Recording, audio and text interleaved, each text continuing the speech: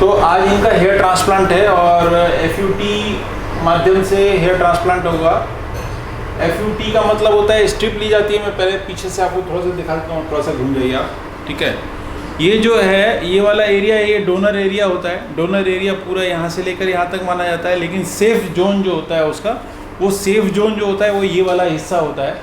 तो इस वाले हिस्से से, क्योंकि FUT इनका ग्रेड 7 की बाल्डनेस है और ग्रेड 7 की बाल्डनेस के अंदर डोनर की कमी हमेशा ही रहती है। और सबसे बड़ी बात ये होती है कि इसमें हमको सबसे ज़्यादा रिक्वायरमेंट होती है रेसिपिएंट एरिया पे हमको हेयर ट्रांसप्लांट करने की। तो FUT ऐसे में बेटर रहता है हमेशा चॉइस। और इसमें क्या होता है कि जो डोनर एरिया होता है, सेफ जोन जो होता है, उसको कम से कम डिस्टर्ब करके हम मैक्सिमम टू मैक्सिमम गेन कर पाते हैं। तो इसी हिसाब से हमने इनकी ड्राइंग करी है। ये 23.5 सेंटीमीटर 23.5 सेंटीमीटर की इसकी लेंथ है और इसकी जो विड्थ है वो वेरी कर रही है 1.7 mm टू 1.8 इस तरफ और 1.7 टू 1.8 इस तरफ। मिडिल के अंदर 2+ है। तो ये इसकी विड्थ है। जब ये कंप्लीट हो जाएगा ये दोनों आपस में मिल जाएंगे और एक स्कार मार्क जरूर रह जाएगा यहाँ पे। स्कार मार्क सभी हेयर ट्रांसप्लांट में होता है, चाहे वो हम FUE करें चाहे FUT करें। FUT के अंदर लीनियर स्कार आता है और FUE के अंदर डॉटेड वाला एक कॉन्टेक्ट स्कार आते हैं। तो हमारा जो आज जो चॉइस है पेशेंट से डिस्कस होता है कि आपको कौन सा ट्रांसप्लांट चाहिए, कौन सा आपके लिए अच्छा रहेगा, कौन से में प्रोज कॉन्स, मेरिट डिमेरिट, सब चीज़ें होने के बाद में हम लोग डिसाइड कर लेते हैं। तो आप एक बार सामने हो जाइए। तो अभी मेन जो चीज़ है इनकी वो है कि हेयर लाइन इनकी ड्रॉ करनी है। तो हेयर लाइन ड्रॉ करने के लिए सबसे पहले हमको देखना होता है फोरहेड की लेंथ। तो आप सबसे पहले ऐसे करिए, आईब्रो को ऊपर उठाइए। हाँ, बहुत बढ़िया। तो जब आप आईब्रो ऊपर उठाते हैं तो यानी कि फोरहेड और हम जो है स्कैल्प के अंदर एक डिमार्केशन कर पाते हैं। दोबारा से उठाइए, अब छोड़िए। तो देखिए ये जब फोरहेड की मसल्स को जब कॉन्ट्रैक्ट किया जाता है और रिलैक्स किया जाता है तो दोनों की लेंथ के अंदर हमको एक डिफरेंस मिल जाता है।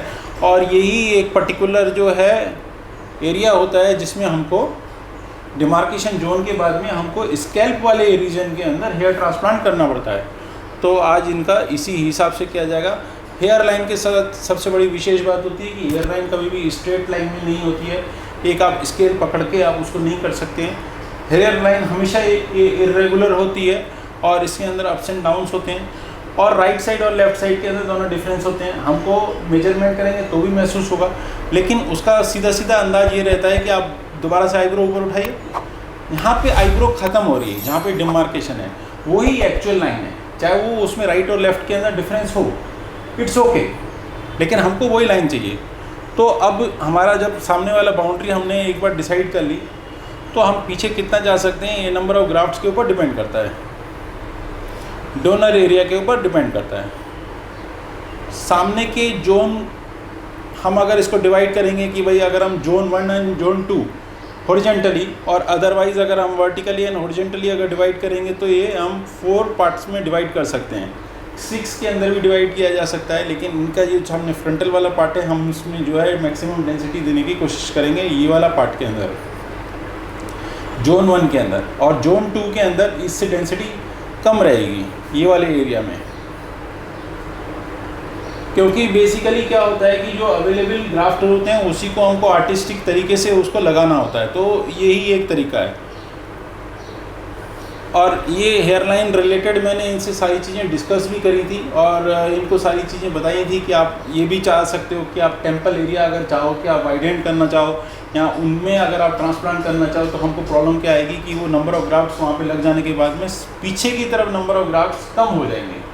तो ये एक दिक्कत आएगी। इनसे सारी चीज़ें डिस्कस होने के बाद में ये है, मैं आपको एक बार दिखा देता हूँ। उसके इनसे सारी चीज़ें डिस्कस होने के बाद में एक चीज़ समझ में आई, इनको भी पसंद आया कि ये जो चाह रहे थे कि एक्चुअल ड्राइंग मैंने उसी तरीके की ड्राइंग हुई है कि नहीं हुई है, और मतलब वो इनको पसंद भी है। इन्होंने बहुत अच्छे से देख लिया, अपने मोबाइल में भी देखना चाह रहे थे, थोड़ा सा जो है जो इनके कन्फ्यूजन्स थे वो भी इन्होंने मेरे से डिस्कस किए। तो वो सारी चीज़ें निकलने के बाद में इनको यही पसंद आ रहा है जो मैंने ड्राइंग की है। तो हम प्रोसीड करते हैं इसी को लेके, ठीक है।